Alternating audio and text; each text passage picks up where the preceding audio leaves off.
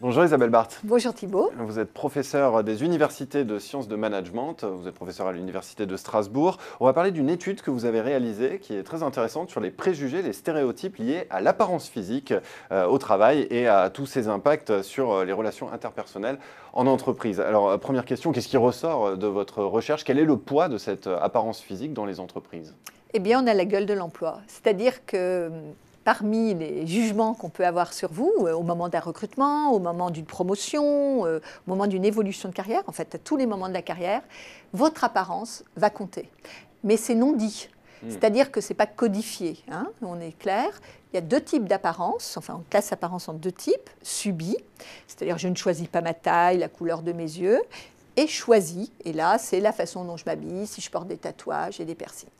Et les études montrent que vous avez une prime à l'attractivité, à la beauté, et que vous avez une pénalité à la laideur. Alors justement, sans parler de la laideur, je voudrais rester sur l'apparence choisie. Oui. À quel risque s'expose quelqu'un qui ne ferait pas comme tout le monde, entre guillemets?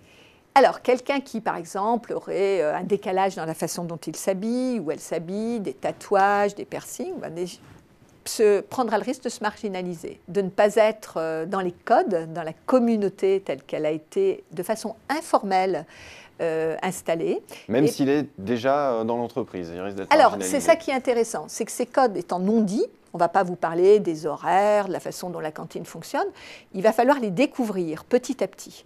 Et la personne qui n'a pas l'intelligence de les découvrir prend des risques. Elle prend des risques d'être écartée. Par exemple, ça va être un stagiaire, c'est quelque chose que j'ai entendu ou vu, qui porter des shorts au lieu de Bermuda en Friday wear l'été. Eh bien, on l'a pas gardé à l'issue de son stage.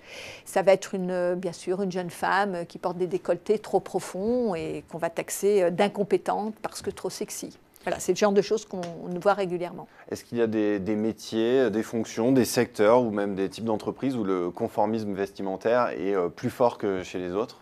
Alors, c'est ça qui est très intéressant, c'est que c'est partout.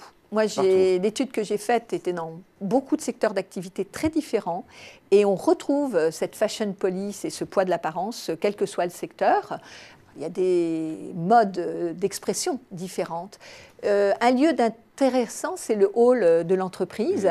Et la standardiste, la personne d'accueil ou d'autres personnes un peu perspicaces vous diront qu'en fonction de la façon dont la personne avance, la personne habillée, va porter des indications fortes sur le métier qu'elle occupe dans l'entreprise.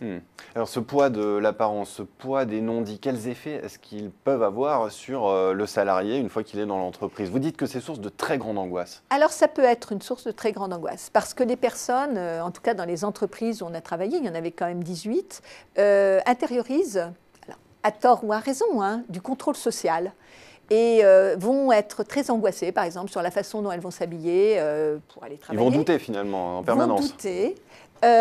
Il y a des personnes qui s'érigent en police, en fashion police, et qui vont porter des jugements sur l'apparence et non pas la compétence.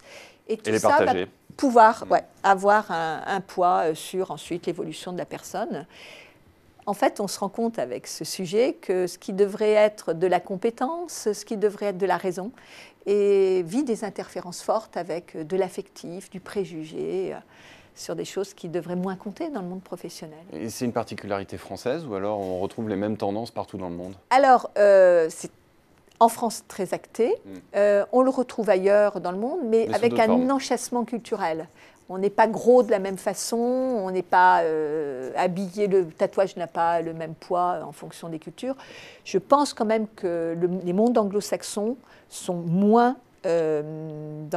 sont plus diversifiés que dans l'entreprise française. Et comment est-ce que les choses pourraient évoluer dans les prochaines années? Je vous pose la question puisque vous dites que c'est source de grande angoisse. Alors comment est-ce qu'on pourrait lutter contre ce phénomène d'angoisse? Alors ce qu'on a fait à l'issue de ce groupe de travail qui a duré 18 mois avec 18 grandes entreprises, c'est qu'on a fait un petit film de 2 minutes et demie et une formation de 2 heures sur la prise de conscience. Si déjà on était un peu réflexif par rapport à ça et qu'on ne se dise pas tiens, le bon gros n'est pas dynamique ou la blonde n'a pas de cervelle, ce qui est quand même, ce sont des clichés quand même très courants. Oui.